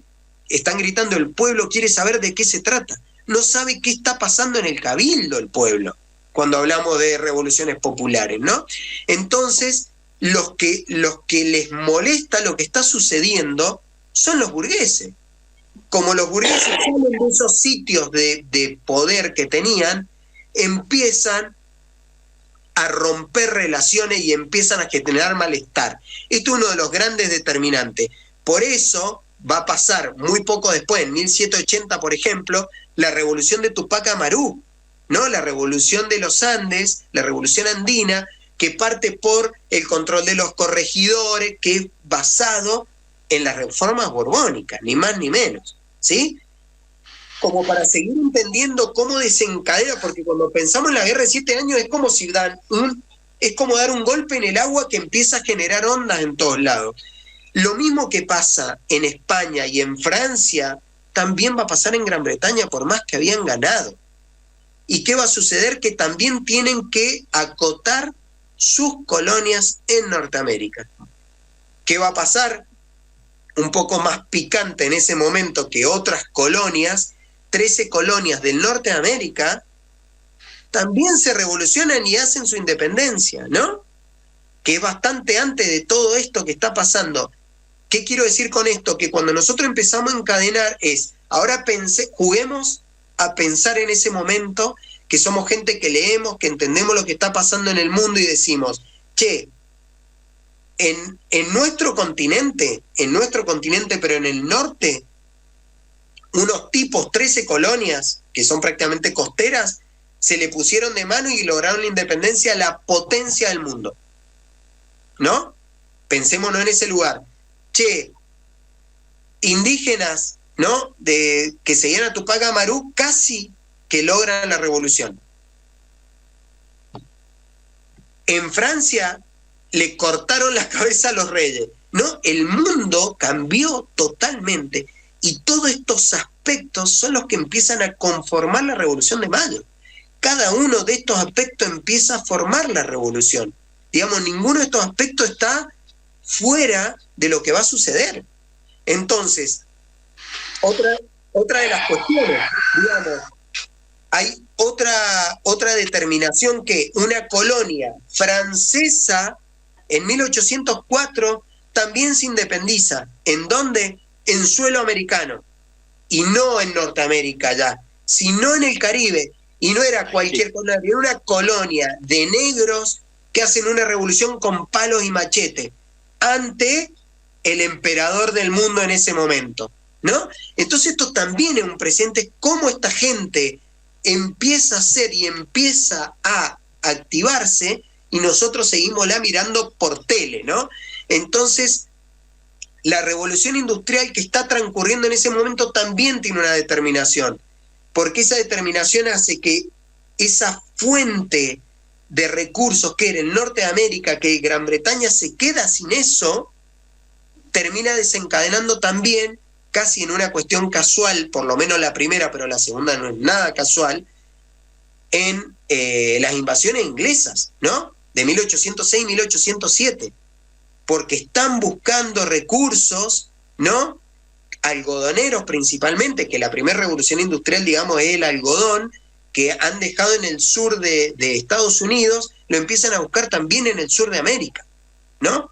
Entonces ya empezamos a tener un panorama general y un aspecto totalmente caldeado que se viene arrastrando en diferentes partes del mundo, o por lo menos en el mundo que nos afectaba a nosotros, digamos, que es Occidente, en diferentes partes, ¿no? Revolución en Haití, revolución en Norteamérica, revolución en América del Sur, que no logra su cometido, pero hay una revolución indígena muy potente, caen los reyes en Francia, ¿no? Y ahí empezamos a acercarnos con la situación de lo que decía Robert.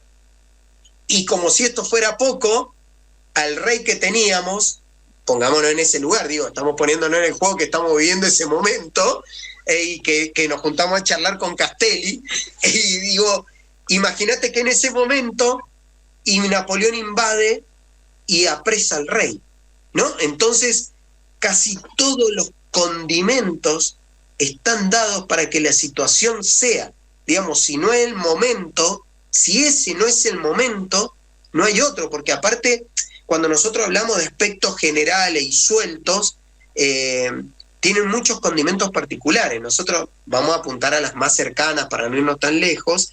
Cuando nosotros hablamos de las invasiones inglesas, ahí ese triángulo amoroso que se forma entre los que quieren invadir, los que están defendiendo y los que deberían defender que no lo hacen, que son los españoles que miran de lejos, Gran Bretaña que trata de entrar y los patriotas que tratan de defender. Entonces acá también se da una cuestión de, che, ojo que nos pudimos defender solos.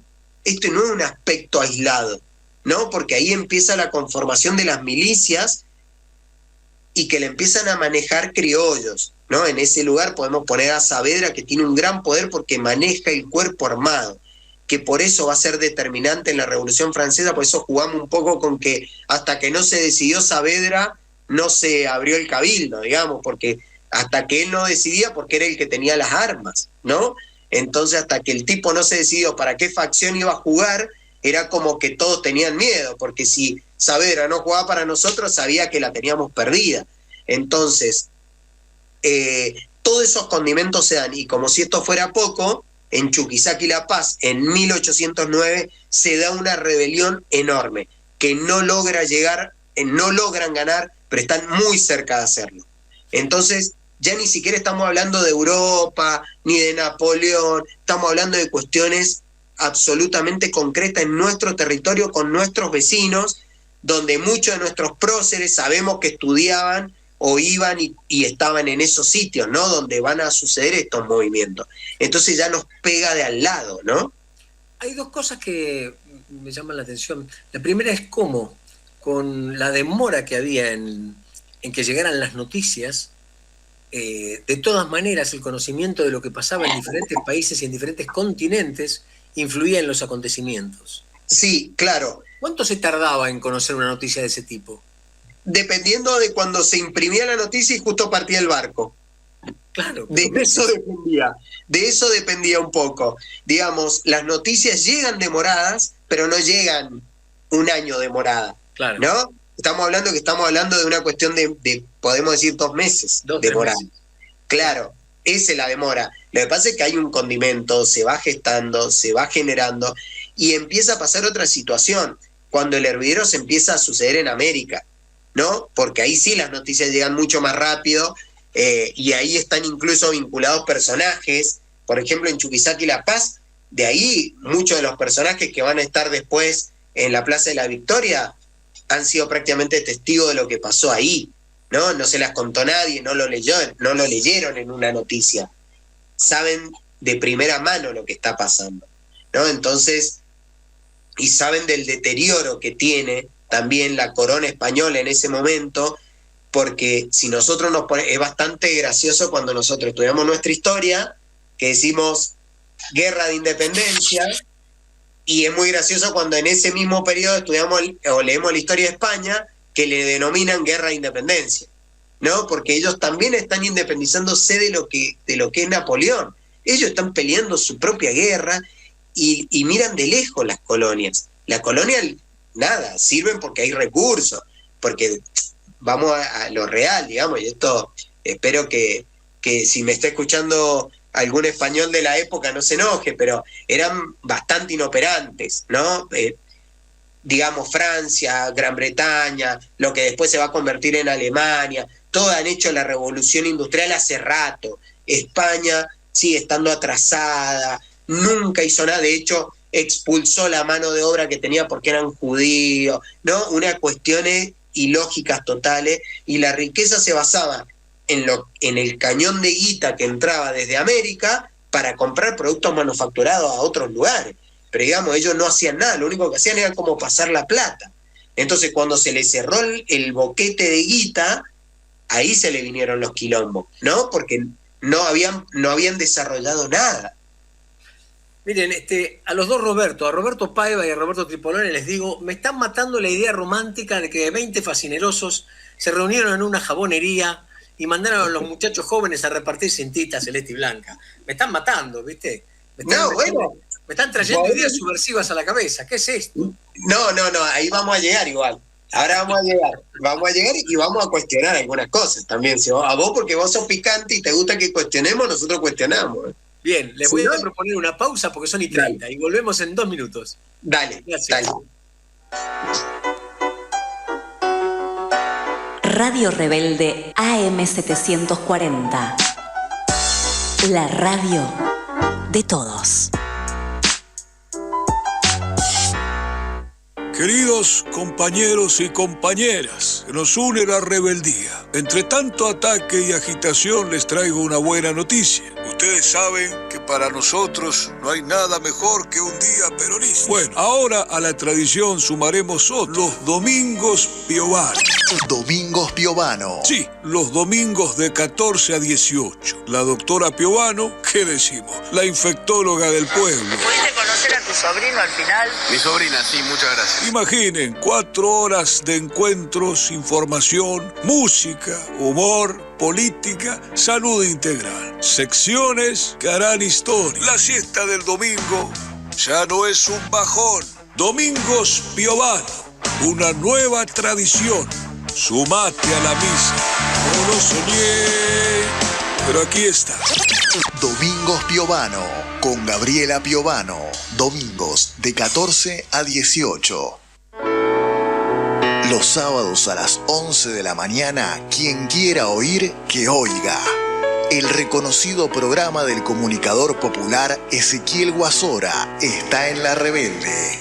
Quien quiera oír, que oiga. Los sábados de 11 a 13.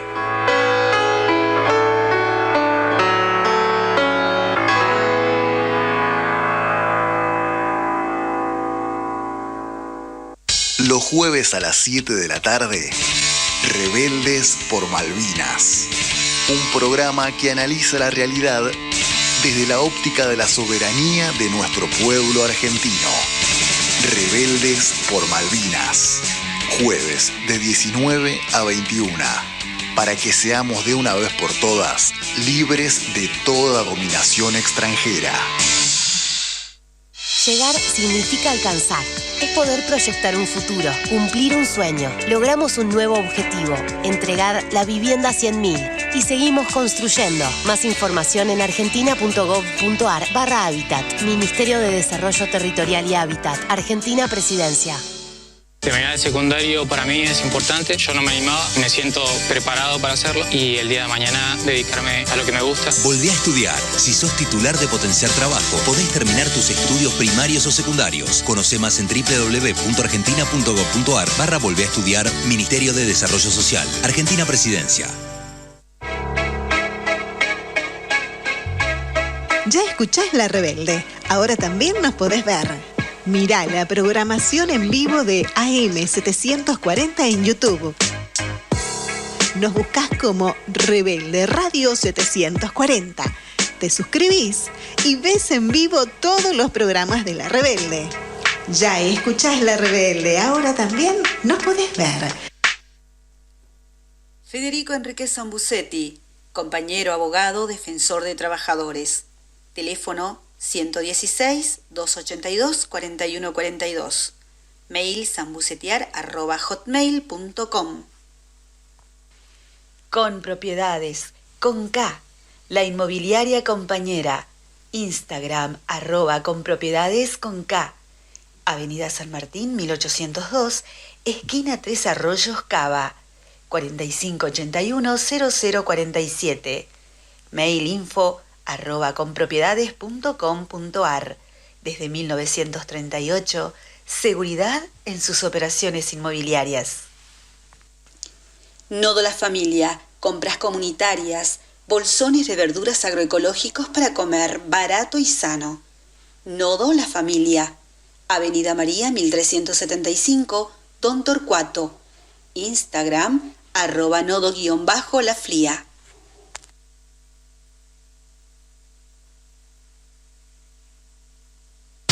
Que yo no tengo que desencantarme, que la jovenería existió.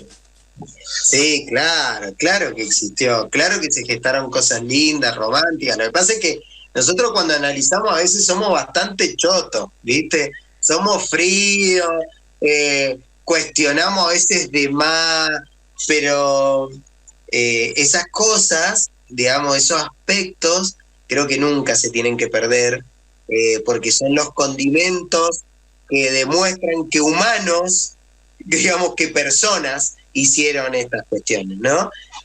Por eso te digo, a veces nosotros nos vamos por un lado analítico duro, fuerte, que digo, yo le estoy tirando porque en muchos de los casos no se pueden decir, en muchos de los sitios no se pueden hablar, porque medio que estamos habituados a la historia del Villiquen, pero bueno, hay en espacios como este que se critica, que se analiza, que se va al hueso, que se puede discutir, que pueden haber diferentes miradas también y que está todo bien. Bueno, por eso creo que también lo tiramos a la mesa un poco.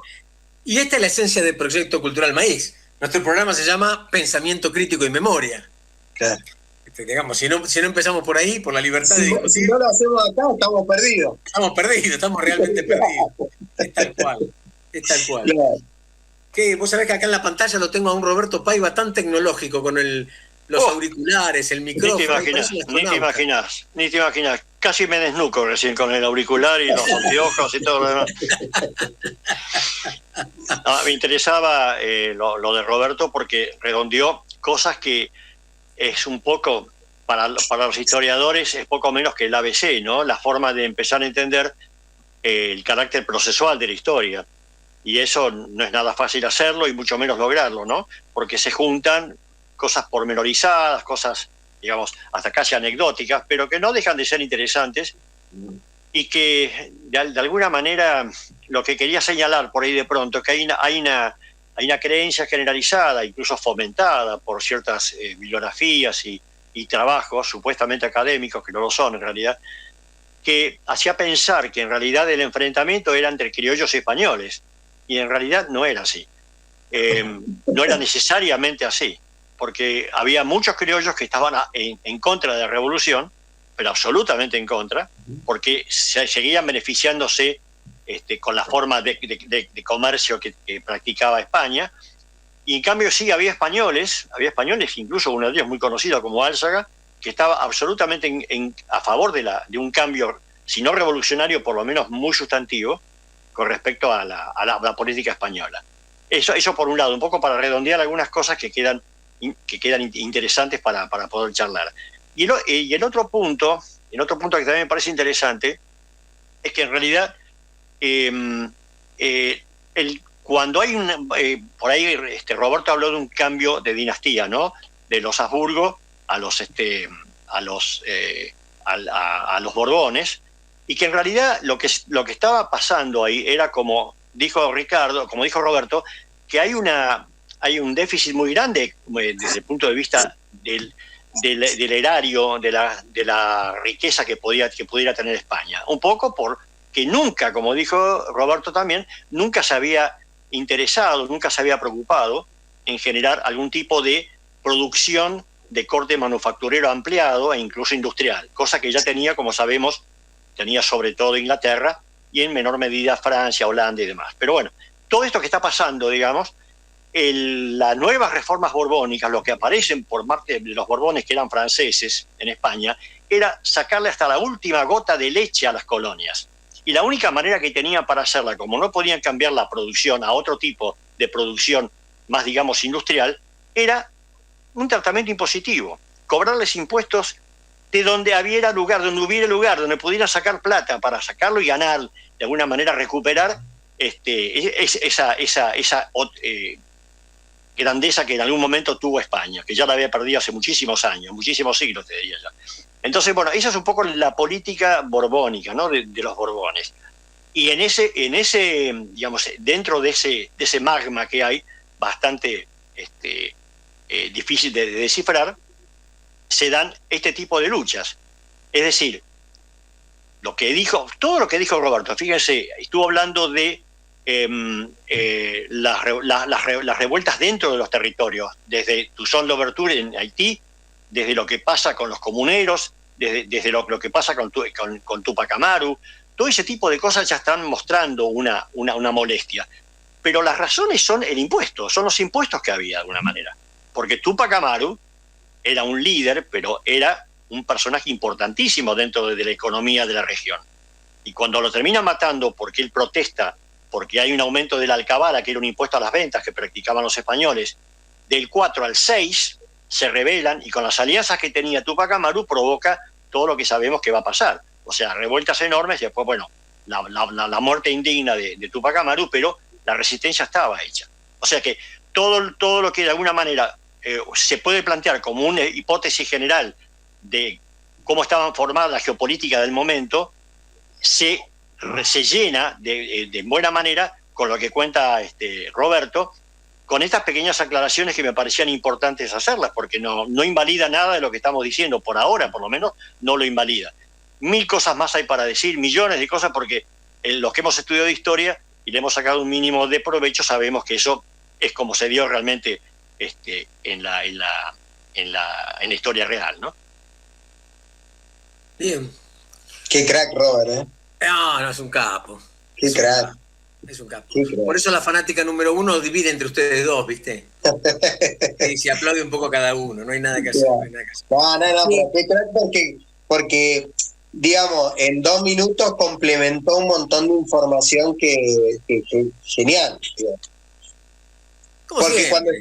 Porque Robert me va a entender que cuando estudiamos historia, resumir a veces es un problema, ¿no?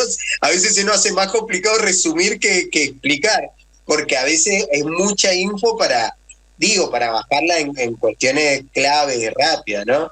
Que por eso entiendo que Robert inicialmente el determinante fue como el martillazo de Napoleón en España, ¿no? Porque si nos ponemos a explicar como medio todo, es como necesitar 10 horas de programa. Claro, fue como la gota que rebalsó la copa, pero de cualquier manera había mucho para hablar y decir todavía, ¿no? Uh-huh. Eran instancias preparatorias todavía todo eso. Y estaba la ambigüedad de la situación que no se había definido totalmente en Europa y mucho menos acá en América todavía, ¿no? Uh-huh. La máscara de Fernando VII, vos te acordás que era todo eso, ¿no? Quedaba bien, sí, porque tenían temor a que vinieran, ¿no?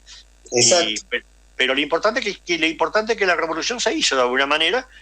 Y yo creo que también nos tiraron una papa caliente, ¿no? Las potencias europeas nos tiraron una papa caliente, especialmente Inglaterra, ¿no? Para decirnos, bueno, ahora arréglense ustedes. A ver cómo se arreglan. Y de ahí si las condiciones de la revolución fueron la pobreza, el sufrimiento y los altos impuestos, me da una esperanza, ¿eh? No falta tanto entonces. ¿Vos crees? Digo yo, si las condiciones son esas, venimos derechitos hacia eso, ¿eh? Mira, hay una cosa interesante. Hay un autor que bueno, vos lo tenés que conocer, Roberto también, y toda la gente de nombre, por lo menos José María Rosa, con el cual yo tengo mis diferencias en algún punto, pero no dejo de reconocer que tiene cosas bastante interesantes para plantear. Y él lo que intenta en todos sus tomos de historia argentina es justamente recuperar esa mirada de lo popular. Porque cuando habla de la Revolución de Mayo, hace hincapié justamente, más allá que estaba en contra de Moreno y todo eso, que eso es lo discutible, pero independientemente de todo eso, él dice que hay una conducta que no pasa solamente por los dirigentes, sino que hay participación popular que ya venía seguramente de las invasiones inglesas y que de alguna manera se había hecho presente. Y cuando se dice el pueblo quiere saber de qué se trata el 25 de mayo, en realidad estaban de alguna manera presionándolo bastante fuerte a Saavedra para que tomara una decisión, ¿no? De alguna manera, y que termina haciéndolo, obviamente, porque si no se lo llevaban puesto. Porque la gente ya no se iba a quedar tan conforme con eso.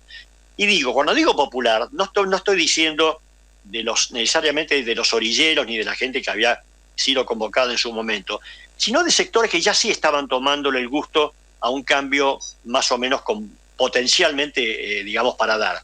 O sea que hay cosas que se están dando en paralelo, donde lo popular no deja de tener una cierta importancia ahí. No digo relevancia, pero sí importancia.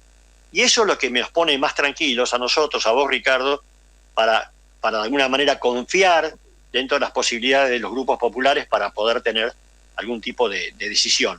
Desde ya. De mística. Lo que pasa es que en este momento la mística está rota de alguna manera por estas formas de comunicación tan perversas que hay, que la gente que supuestamente debiera defender los intereses populares termina pateando al otro lado, ¿no? Esa es una lucha que tenemos que darnos en la actualidad, me parece. Vamos a ver qué pasa, compañeros y compañeras, este 25 de mayo. Así que es interesante, me parece. Vamos a ver. Para empezar va a haber mucha gente. Bueno, ¿cómo sigue la historia?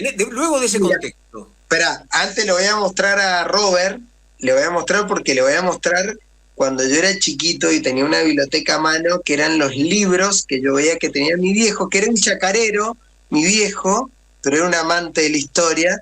No sé si se alcanza a ver todos esos tomos azules y rojos. A ver si... Para los oyentes que no ven por YouTube, todos esos tomos son de José María Rosa, que era el autor que estaba hablando. Claro. Bueno, yo crecí mirando esa biblioteca, creo que fue uno de los determinantes por los que terminé estudiando historia. Mirá qué interesante. Claro. Bueno, a mí, ¿sabes qué me pasa, Robert? Que cuando pienso la revolución, que digo... me pasa esta situación cuando nosotros decimos, o cuando pensamos la definición de revolución como revolución, que es lo que creo que pensamos rápidamente y decimos, bueno, pero ¿qué es una revolución? Entonces rápidamente salen como cuestiones drásticas, cambios que son una ruptura, cambios radicales, son drásticos, empezar de nuevo, tomar el mazo y dar de nuevo, ¿no? Son cambios realmente importantes. Acá es cuando digo, una mirada del proceso o de la revolución es, bueno, pero realmente, si fue una revolución, es cuáles fueron los cambios revolucionarios que se dieron en ese momento. Y cuando nosotros a veces, digo, lo pensamos, lo analizamos medio en frío, dejando algunas cuestiones, ¿no? Lógicamente estamos llevando un vector hacia un lugar, es medio que sentimos que los burgueses tomaron el lugar del virrey y viceversa. Digamos, si yo me pongo a pensar en, bueno, ¿y qué beneficio o en qué revolucionó al indígena o a la mujer o al esclavo? ¿No? Hasta ese momento seguía siendo esclavo, el indígena menospreciado y la mujer, ¿no? Entonces, digo, a eso por ahí es, bueno, ¿es o no revolución? Digamos, yo cuando lo pienso de ese lugar, entiendo o creo entender que esto es una postura muy personal, igual, Robert, ¿no? Sí. Digo, me parece que está bien dicho Revolución de Mayo porque es un movimiento, ¿no? Pero no sé si entraría en la definición de revolución, ¿no?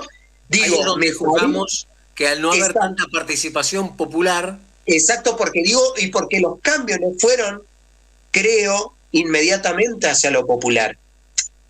Mira, yo me atrevería a decir un poco para redondear lo que vos estás planteando, es que hay una posible solución para entender eso. En realidad, cuando uno habla de la Revolución Francesa, por ejemplo, para tener una idea, 20 y pico de años antes, la Revolución Francesa se daba ya una clase social con cierto carácter dirigencial y con potencial de organizativo y de resolución de hechos. Ya estaba prácticamente gestada. Ya Francia tenía un nivel diferente al que tenía en ese momento el Río de la Plata. O sea que se puede hablar de una revolución burguesa. Pero en el caso de Buenos Aires, el que hace, te diría, la revolución, entre comillas, son sectores pequeños burgueses, no es burguesía. Entonces, claro.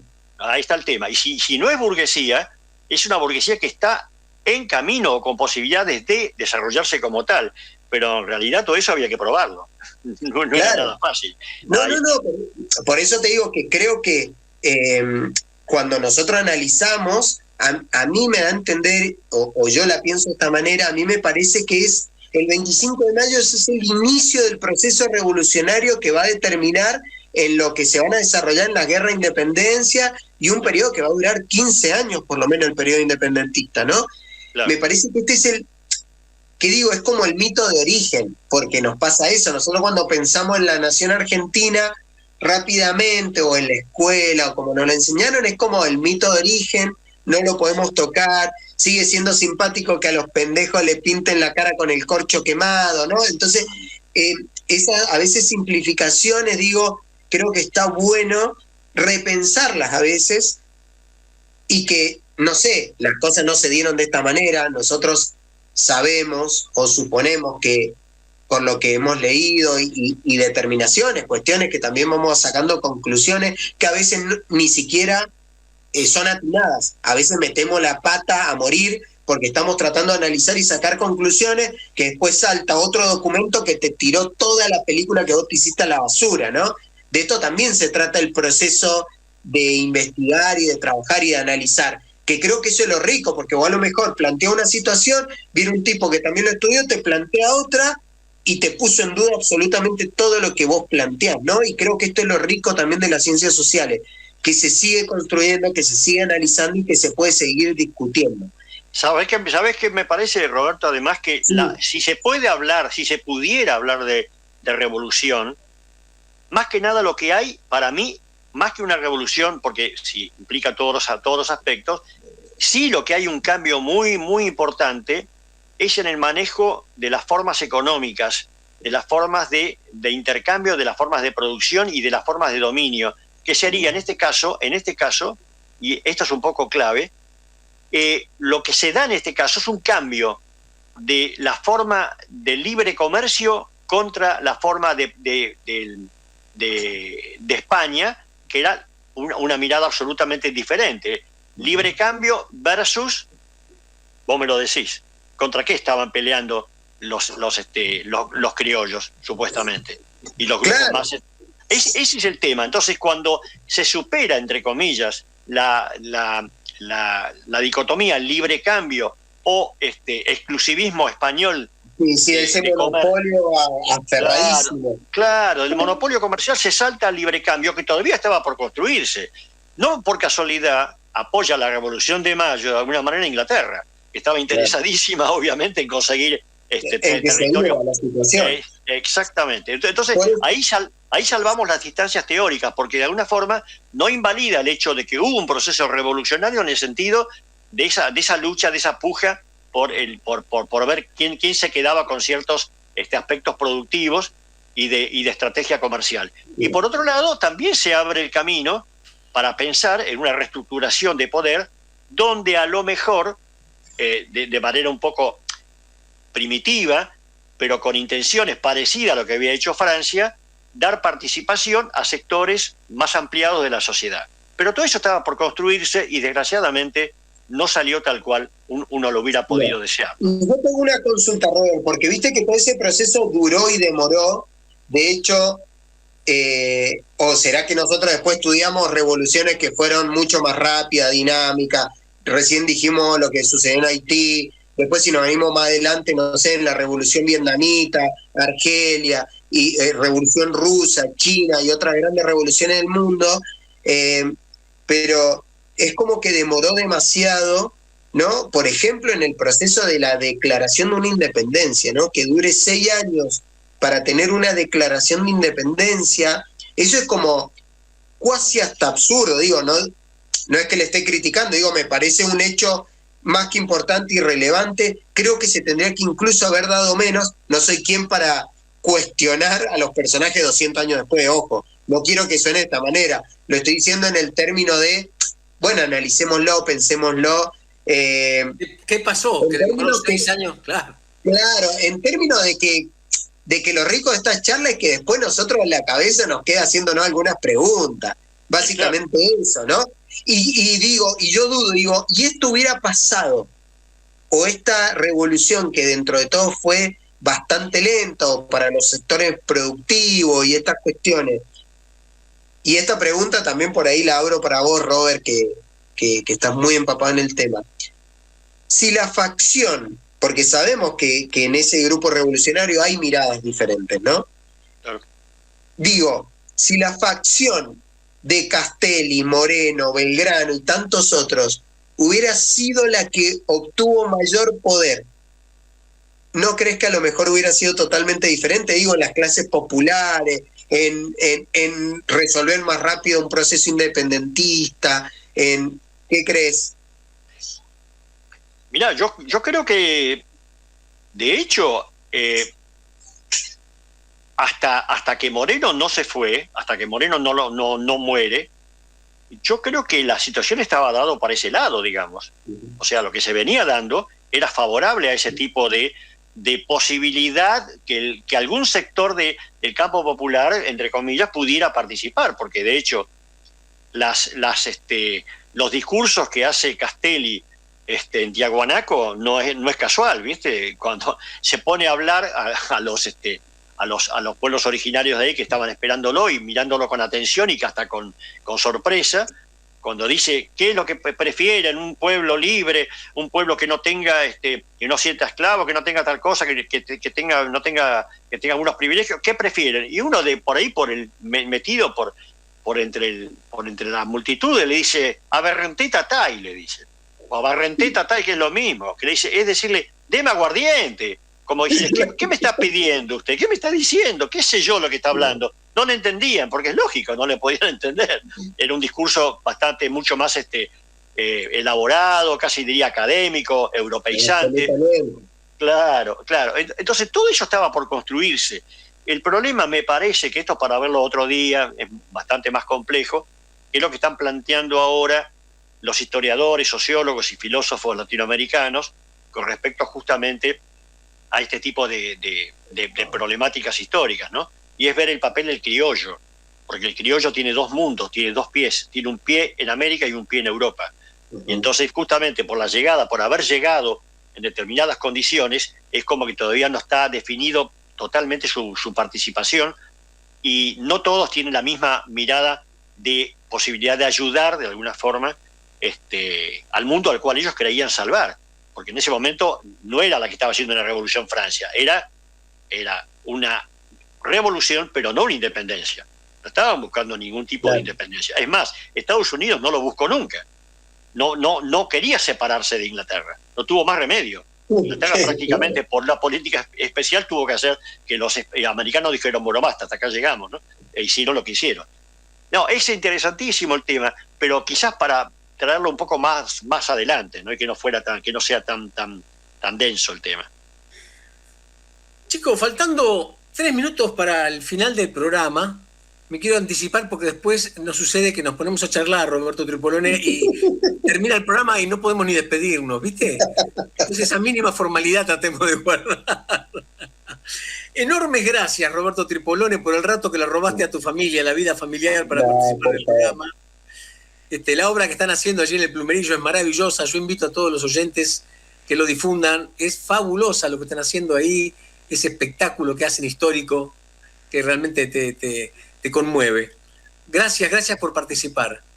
Roberto Paiva, como todas las noches, profe, espectacular. Susi Santiago, muchas gracias desde Rosario. Zulma Valentina Gómez, que nos acompaña. Hoy escuchadora nada más. Hoy estás más tranqui, pero has hecho programas completos con tus mujeres de Rosario. Qué lindos programas. Y como se viene el 25 y la semana que viene seguramente charlaremos de qué pasó este 25 de mayo, vamos a ver qué pasa con eso, qué gran incógnita. El pueblo quiere saber de qué se trata, ¿verdad? El pueblo quiere saber. Lo lindo sería que el pueblo participara y no esperara que le dijeran qué, ¿no? Que tomara decisiones. Vamos a ver. Mientras tanto, les agradezco a todos, un hermoso programa, muy entretenido, aprendimos mucho, nos informamos mucho. Vamos a cerrar con un candombe, espero que disfruten de un lindo locro el 25. Mucha suerte para Dayana todos. Y Álvarez. Chao. Gracias, Chau, Dayana. chicos. Chao. Suerte. Gracias, Roberto. Gracias, Dayana. Gracias, Roberto. Chau. Gracias, Ricardo. Chau, Zulma. Chao. Este es el candombe movido, que nace con los latidos de mi corazón. Este es el candombe movido, que nace con los latidos de mi corazón.